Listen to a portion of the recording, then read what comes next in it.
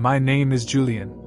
At 33, I was living the perceived dream in Los Angeles, California, a successful male model whose life revolved around a singular, consuming obsession, sculpting myself into the ultimate specimen of manhood in the eyes of the world.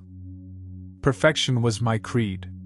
I craved the most chiseled physique, the sharpest athletic prowess, the most devastating charm, the most legendary sexual conquests. Every waking moment was dedicated to feeding the beast of desire, mine and that of others directed towards me. I measured my worth by the number of women I could seduce, aiming to make them utterly subservient, slaves to my ego and my touch. My existence was a deep dive into debauchery, fueled by rivers of expensive alcohol, mountains of illicit stimulants, and endless nights blurring into hedonistic dawns. I heard the whispers, from family, from the occasional concerned friend, about God, about faith, about a path different from the one I sprinted down. I swatted them away like annoying flies. God? Who had time for that? Life, I fiercely believed, was a one-shot deal. You grab it, you conquer it. You indulge every impulse, you pleasure yourself relentlessly. That was the mantra. So I plunged deeper into the abyss of physical sensation. But on November 15, 2023, the carefully constructed facade of my perfect life didn't just crack, it exploded. I died clinically for 12 minutes, and in that void, I came face to face with the staggering, terrifying truth about my soul and the path I had so arrogantly trod. Growing up in a relatively affluent LA neighborhood, I learned early that image was currency. Looks, status, the right car, the right crowd, these were the markers of success. Nature had dealt me a winning hand, tall frame, sharp jawline, a smile that could melt glaciers and make girls blush furiously. I recognized my power, this magnetic pull I exerted, and I wielded it like a weapon from a young age. By 20, I was modeling professionally, glossy magazine spreads, cologne ads that promised allure, even billboards in my underwear that stopped traffic. It fed the ego, but it wasn't enough. I didn't just want to be a model, I wanted to be the icon. The unattainable pinnacle of male desirability that haunted men's aspirations and women's fantasies. My discipline was ruthless, but entirely misplaced. 6 days a week, the gym was my temple, where I tortured my muscles into submission, chasing that sculpted definition the cameras loved. I pushed my body to the absolute limit, viewing it as a machine to be perfected. I played basketball with aggressive flair, surfed the Malibu waves with practiced nonchalance, took up martial arts, anything to project an image of effortless mastery over the physical realm. But my true obsession, the addiction that eclipsed all others, was the conquest of women. I prided myself on my game, the smooth lines, the calculated charm that could disarm and enthrall. Making a woman desire me, yield to me, became the ultimate validation. My penthouse apartment, overlooking the glittering sprawl of LA, became the stage for my exploits. Parties were legendary, champagne flowed freely, lines of cocaine and pills were casually laid out on glass tables like party favors, and a rotating cast of stunningly beautiful women draped themselves around the furniture and the guests. I vividly remember boasting to my equally shallow friends, my voice thick with arrogance and booze, about juggling 3 women in my bed simultaneously, making them cater to my every whim. They slapped me on the back, christening me the king of the party scene. In my profound delusion, I thought I had reached the zenith of human existence. There were dissenting voices, gentle attempts to steer me away from the cliff edge. My family, especially my grandmother, a devout Catholic whose faith was as steady as the ground beneath her feet, would periodically plead with me. Julian, mio caro, come to Mass, she'd urge, her eyes clouded with genuine worry. Pray. Live a Kinderlife. This path, it leads nowhere good. I'd laugh, dismissing her concerns with a casual cruelty that shames me now. Nah, relax. I'm having fun. What God has time to worry about little old me enjoying myself? The mantra of, "You only live once," was my shield against any pang of conscience. Consequences were for other people. Stimulants became my constant companions, essential tools for maintaining the facade and fueling the endless nights. Cocaine for the euphoric rush of power. MDMA for artificial connection and heightened sensation. Whatever else was offered to keep the party going, to keep reality at bay. I felt untouchable, invincible. This body, this face, this intoxicating lifestyle, I believed it was mine forever, a kingdom I ruled with absolute authority. I was wrong. Terribly, fatally wrong. November 15th, 2023. I decided to push the envelope even further. The day began with a brutal 3-hour gym session.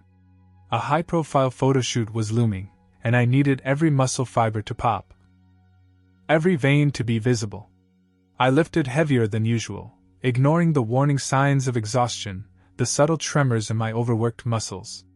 I skipped meals, wanting that ultra-lean, almost starved look. Rest was for the weak. Fuel was for the mortals. I was aiming for godlike. By evening, running on fumes and sheer willpower, I headed to a sprawling mansion nestled in the Hollywood Hills. It was the kind of exclusive party whispered about in elite circles, hosted by some tech billionaire, attended by my usual crew. Fellow models whose beauty was only rivaled by their emptiness, slick DJs spinning hypnotic beats, trust fund kids with limitless cash and zero direction.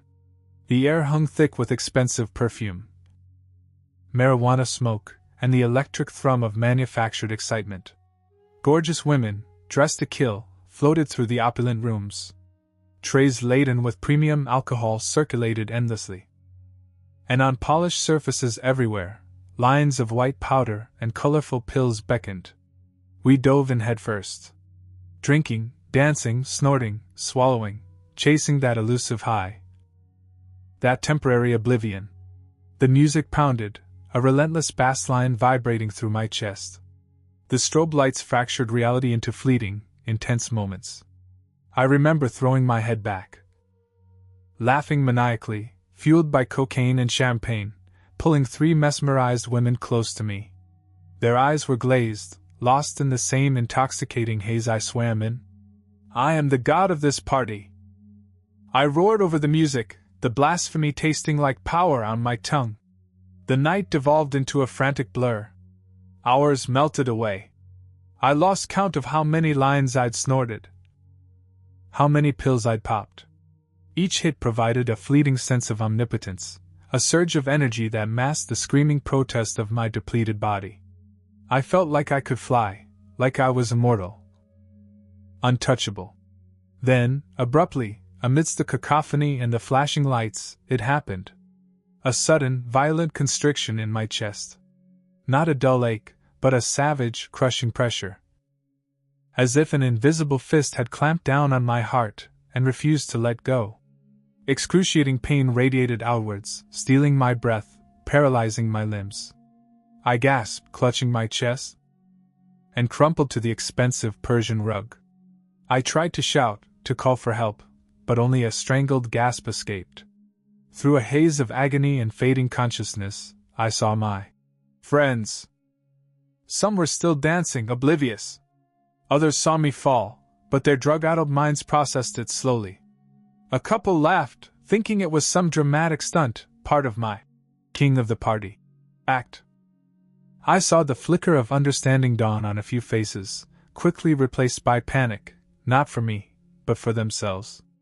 The pain ceased. The chaos of the party faded. Suddenly, I was floating, drifting weightlessly near the ornate ceiling, looking down at the scene below. There I was, my body, Julian, lying still on the rug. Skin already unnaturally pale, lips tinged blue, eyes wide open, staring blankly at the gilded chandelier. Utterly lifeless. Below, the scene shifted from hedonistic revelry to panicked confusion. I saw Mark, another model, shake my lifeless form violently. "Julian! Dude, snap out of it! Get up!" he yelled, his voice tight with fear. I saw Tiffany, a girl I'd been flirting with earlier, burst into tears, then turn and flee the room, disappearing into the crowd. No one reached for a phone to call 911. The unspoken fear hung heavy in the air: police, scandal, careers ruined, reputations tarnished. Their immediate instinct was self-preservation. They nudged my body with their feet, whispered frantically amongst themselves, their concern rapidly morphing into a desperate need to distance themselves from the inconvenient corpse disrupting their good time. They were abandoning me. A silent scream built inside me. A desperate plea. "Help me! Don't leave me! Call someone!" But I had no voice. No physical form to make a sound. I was pure consciousness, trapped in horrified observation. Then, an irresistible force began to pull me, gently but inexorably, upwards and backwards, away from the opulent prison of the mansion, away from the body I had worshipped and abused, away from the life I had so carelessly squandered. I was drawn into an immense, profound darkness. Not a menacing darkness, but a vast, neutral emptiness. Like drifting in the deepest reaches of interstellar space. It was utterly silent, profoundly cold, yet strangely peaceful after the frantic energy of the party. Time seemed to cease. Then, far in the perceived distance, a pinpoint of light appeared. It grew, expanding into a soft, luminous river, like a gentle escalator made of pure, white gold radiance. I felt myself drawn onto this current of light, moving effortlessly towards an incredibly brilliant source at the far end, a light so intense it should have been blinding, yet it felt warm, welcoming, infinitely loving. As I drifted along this ethereal pathway, I became aware of other shapes, other beings, also moving on the current. They were vaguely humanoid in form, but composed of pale, shimmering light, their features indistinct, faces undefined. Some were ahead of me, some behind, all moving silently towards the same destination. A surge of panic and confusion washed over me. Where was I? Who were they? I tried to call out, to ask, opening my non-physical mouth, but no sound emerged.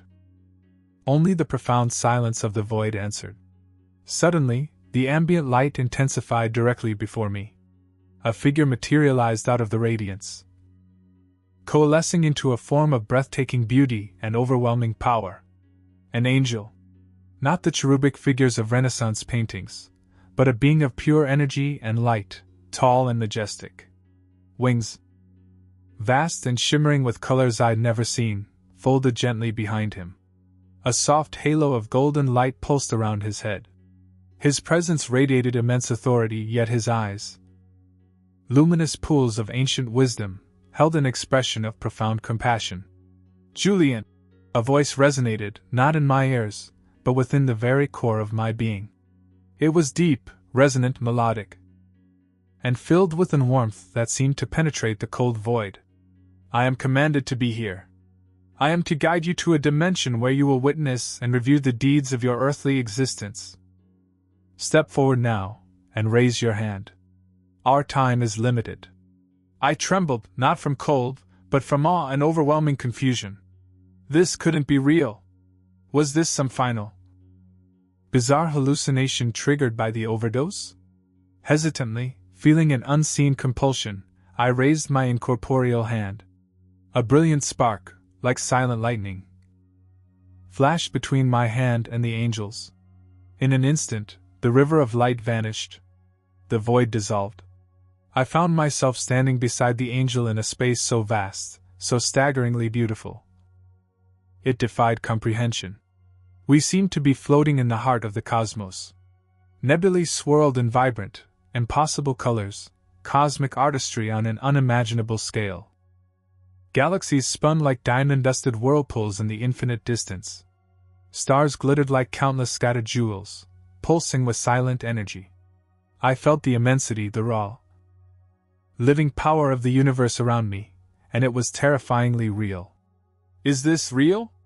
The thought screamed in my mind. Or am I just tripping harder than ever?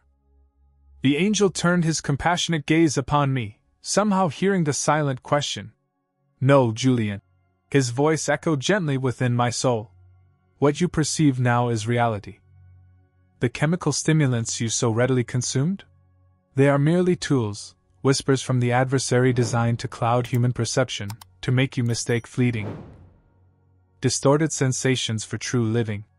They foster illusion, break down God-given moral boundaries, erode the spirit, and allow darkness to reign under the guise of freedom and self-expression. Humanity stands at a precipice.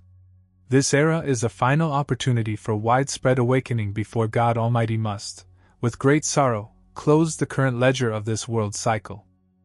His form seemed to shimmer with increased intensity as he continued, his voice taking on a tone of cosmic authority that resonated through the stardusted expanse.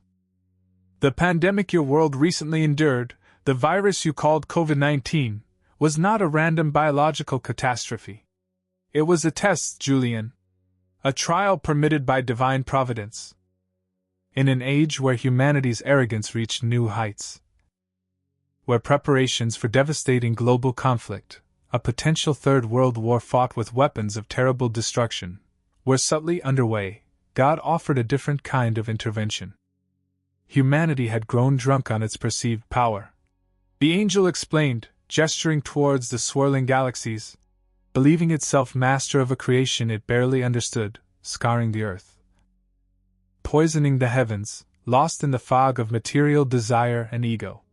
Rather than unleashing destruction as in ages past, the great floods, the consuming fires spoken of in your scriptures, God, in His infinite mercy, allowed a different kind of trial, one designed not to annihilate, but to awaken.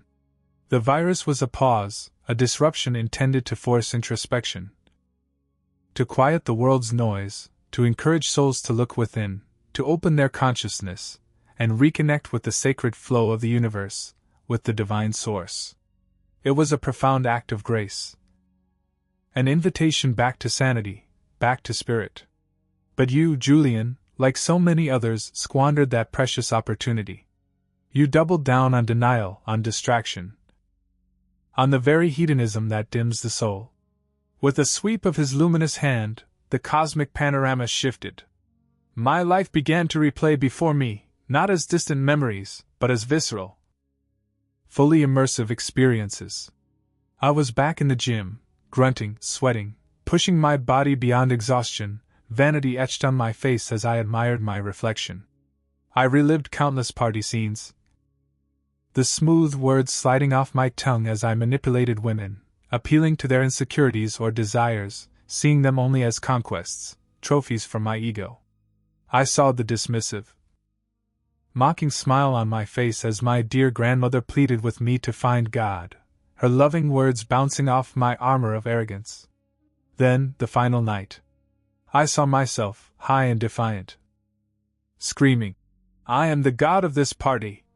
A grotesque parody of divinity, while my physical heart sputtered and failed beneath the chemical onslaught. Each scene, each remembered word, each selfish action was like a dagger twisting in my soul. The sheer, unrelenting selfishness of my existence washed over me, a life lived solely for the gratification of Julian. Utterly heedless of the ripples of pain or neglect I caused, completely blind to any higher purpose. The weight of my wasted life became unbearable. I collapsed, kneeling in the starlit void before the radiant angel, tears streaming from my spiritual eyes, tears of profound shame, regret, and dawning horror. I was wrong, I sobbed. The admission ripped from the depths of my being. So wrong. I don't deserve forgiveness. I never went to church, not really. I never prayed, not sincerely. I mocked God Himself. The angel regarded me, his expression a mixture of infinite sorrow and stern judgment. You have indeed squandered the gifts bestowed upon you by the Creator. His voice was solemn. You were granted a soul of inherent brightness, Julian, a spark of the divine flame. But you allowed the vessel, the physical body, to become your master. You permitted base desire and ego-driven lust to eclipse the light within. Yet, there is more you must understand. Witness this, before you transition to the next stage of your journey. With a gentle but firm pressure, the angel nudged me forward. The cosmic vista dissolved, and I plunged downwards into a suffocating, disorienting abyss. It wasn't merely dark, it was a crushing, pressurized emptiness that felt like it was tearing my very essence apart, fragmenting my consciousness into 1,000 pieces. Terrifying sounds assaulted me from all directions, wails of despair, echoes of forgotten agonies, whispers of temptation, the chilling resonance of pure spiritual suffering. I shook uncontrollably, enveloped by a fear far deeper than any earthly terror. And then, cutting through the cacophony, I heard a voice. A voice I knew intimately, a voice I hadn't heard in 3 long years, yet recognized instantly. It was my grandmother. But her tone wasn't warm or pleading anymore. It was filled with an unbearable anguish, an echo of eternal disappointment. "Julian! Julian, you were wrong! So terribly wrong!" Her heartbroken cry shattered the last vestiges of my composure. "Na! I screamed into the abyss, tears flowing freely. "Na, I'm sorry. I was wrong. Please forgive me. I'm so sorry." But only the hollow, mocking echoes of the void answered, amplifying my despair, making me feel utterly alone, swallowed by an infinite, self-created darkness. The angel reappeared beside me, his light a stark contrast to the oppressive gloom. His expression was now tinged with profound disappointment. "You were not meant for an ordinary path, Julian," he stated, his voice heavy with sorrow. "You do not fully comprehend what you cast aside. You were once as I am, an angelic being, a servant of the light, sent to the dense realm of earth with a sacred mission. To incarnate, to anchor light, to help purify the shadows that cling to humanity." He gestured towards me, though I felt incorporeal. "Your innate talents, your striking physical form, your magnetic charisma, these were not accidents of genetics. They were gifts, tools bestowed upon you for a higher purpose. Tools meant for service, for inspiration, for drawing souls towards the light. But you," his voice trailed off, filled with regret, "you chose to wield them for selfish gain, for fleeting physical pleasure, for worldly vanity and the accumulation of empty accolades. You succumbed to the very darkness you were sent to dispel. This," he concluded, the word resonating with chilling finality, "is the consequence." The crushing pressure lessened slightly as the angel guided me downwards, away from the screaming abyss. The environment shifted again. We descended into a realm that felt like the deepest, most mysterious trenches of an otherworldly ocean. The darkness here was different, thick, heavy, filled with swirling currents of unseen energy. There was no water, yet the sensation was distinctly aquatic, profoundly deep and isolated. Before us, embedded in the abyssal floor, loomed another colossal gate. Unlike the fiery gate Caleb described, this one radiated a cold, intense, sapphire blue light. It pulsed slowly, rhythmically, like a dormant heart, emanating an aura of immense age, sorrow, and profound discipline. Intricate, unfamiliar symbols covered its surface, shifting and rearranging themselves like liquid metal. "This," the angel explained, his voice low and solemn, "is a place of holding. A realm for souls such as yours, angelic beings who lost their way during their earthly missions, who succumbed to the temptations of the flesh, the ego, or the darkness they were meant to combat. Here, they must confront the consequences of their choices. They undergo intense purification, relearn divine discipline, engage in restorative spiritual work, and strive to atone for the light they failed to anchor, the harm they caused, the mission they abandoned." He turned his sorrowful gaze upon me. "You will reside here, Julian. You will face your reflection, stripped bare of all illusion. You will work to cleanse the stains upon your soul, until the core of your divine essence shines purely once more. This is the path of rectification for the fallen." I stood before the imposing blue gate, speechless. The full weight of my arrogance, my blasphemy, my callous disregard for the sacred gifts I'd been given, crashed down upon me. The parties, the drugs, the manipulation, the mockery of God. The pain I'd inflicted, it all coalesced into an unbearable burden of truth. Strangely, amidst the overwhelming remorse, a sliver of acceptance emerged. I deserved this. My heart ached with regret. But I knew this judgment was just. I braced myself for an eternity of atonement in this cold, blue prison. But then, something shifted. The angel continued to gaze at me, and the sternness in his eyes softened, replaced by that deep, underlying compassion I had first sensed. A faint, almost imperceptible smile touched his lips. Yet, there remains an ember within the ashes, Julian, he said, his voice regaining some of its earlier warmth. Your essential nature, the core quality of your spirit, still shines. Like a resilient jewel buried in mud. Though you strayed far, the light was never entirely extinguished.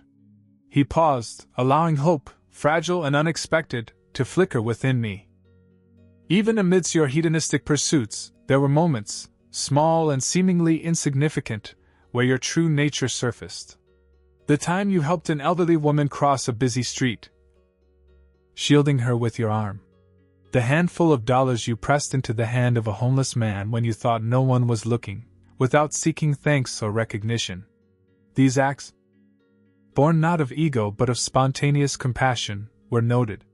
More importantly, the angel leaned closer, his light intensifying slightly.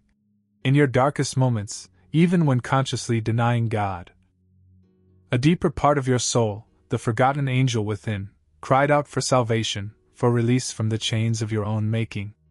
That faint, desperate prayer did not go unheard. The Creator sees all, Julian. The faintest spark of repentance, the smallest act of genuine kindness, the soul's deepest yearning for return, these resonate through the cosmos. And because of this, because of God's infinite, unfathomable mercy, you are being granted not forgiveness, for deeds must still be balanced, but another chance. Tears welled again. But this time they were tears of disbelief, of overwhelming gratitude. Why? How? I stammered. After everything I've done? The angel's smile widened slightly. It is not erasure, Julian, but an opportunity to rectify. You failed your mission once, allowing lust and ego to steer your vessel. This time, you must choose differently. You must live consciously. Return to the world. But see it now with open eyes. Recognize the illusion for what it is. And dedicate your remaining time to anchoring and spreading the light you once rejected. Be the beacon you were always meant to be. But understand. His expression grew serious again. Time is fleeting. Humanity's window for collective awakening is closing. Do not squander this precious, unearned gift. A brilliant, warm light erupted from the angel, enveloping me completely. It felt like pure love, pure acceptance, pure potential. I felt myself being lifted, pulled rapidly upwards. Away from the cold blue gate, away from the cosmic ocean floor, back towards the world I had so carelessly departed. Suddenly, a shocking jolt. Cold water splashed violently across my face. I gasped, choking, sputtering, sucking in a ragged breath. My eyes flew open. I was back on the floor of the Hollywood Hills mansion. Blurred faces swam above me, my so-called friends. Their expressions a mixture of terror and relief. Someone was yelling, "He's breathing! He's back!" In the distance, growing rapidly louder, was the unmistakable wail of approaching sirens. Later, in the sterile environment of the hospital ER, the doctors would shake their heads, calling it a miracle. Cardiac arrest, massive overdose, they'd murmur. Clinically dead for 12 minutes. We've never seen anyone come back from that. A miracle. Yes. But I knew, with a certainty bone deep and soul deep, it wasn't luck or medical anomaly. It was divine providence. It was the second chance the angel had promised. The 2 weeks I spent recovering in the hospital were a crucible. My body slowly healed, but my mind, my soul, reeled from the cosmic journey. The visions didn't fade. The angel's words, the sight of the suffering souls, the crushing weight of the abyss, the profound mercy of the second chance, it was all more real, more tangible than the drip in my arm or the concerned visits from my bewildered agent. I saw my reflection in the window, the same face, the same body I had worshipped, but I saw it differently now. A temporary vessel. A tool. One I had misused horrifically, but one I could now dedicate to a true purpose. Earth wasn't the playground I'd imagined. It was a classroom, a spiritual battlefield. And I had been dangerously close to failing, perhaps eternally. Upon release, I didn't return to the penthouse. I didn't return calls from my agent or party invitations. The old Julian was dead. Truly dead this time. I systematically dismantled the scaffolding of my former life. Modeling contracts were terminated. The penthouse, filled with ghosts of soulless encounters, was sold, along with the flashy sports car and designer wardrobe. I moved into a small, simple rented house in a quiet suburb far from the glittering temptations of central LA. The drugs and alcohol were gone. Instantly, effortlessly. The cravings simply vanished, replaced by a deep yearning for purity and clarity. The endless parade of casual partners ceased. The very thought now felt hollow and deeply disrespectful to myself and others. Most importantly, I started seeking the source I had mocked. I found a small, unassuming Catholic church. The kind my Nana would have attended. The first time I stepped inside, the scent of old wood and incense hit me, and I fell to my knees before the altar, sobbing uncontrollably. Asking God for forgiveness for my arrogance, my blindness, my blasphemy. A profound sense of peace, alien yet deeply familiar, settled over me, the peace of coming home. My life began to find a new rhythm, one based not on external validation but internal alignment. I started volunteering at a local drug and alcohol rehabilitation center.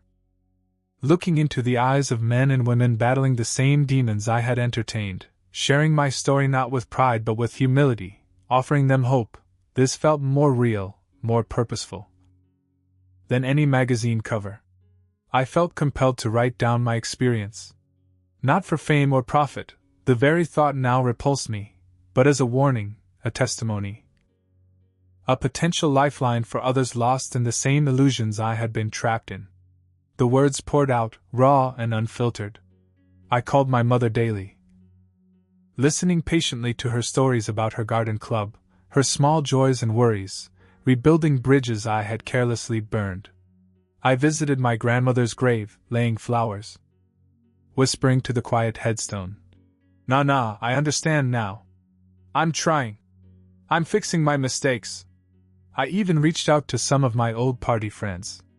Not to preach, but to apologize sincerely for my role in promoting that destructive lifestyle, for potentially leading them further into darkness. Reactions were varied: confusion, disbelief, awkwardness. But one encounter stood out. I ran into Sarah, one of the girls who had been at the mansion that fateful night, the one whose eyes had been so glazed over. She looked different, clearer, calmer.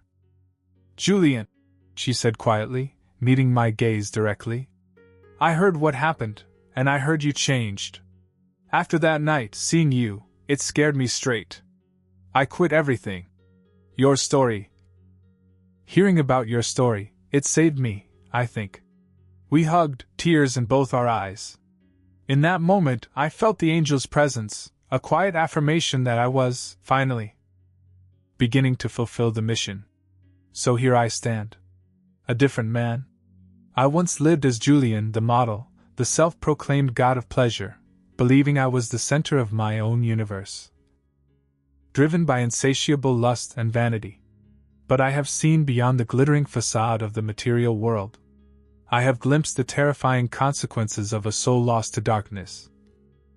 Yet I have also been touched by the breathtaking reality of divine light and infinite mercy.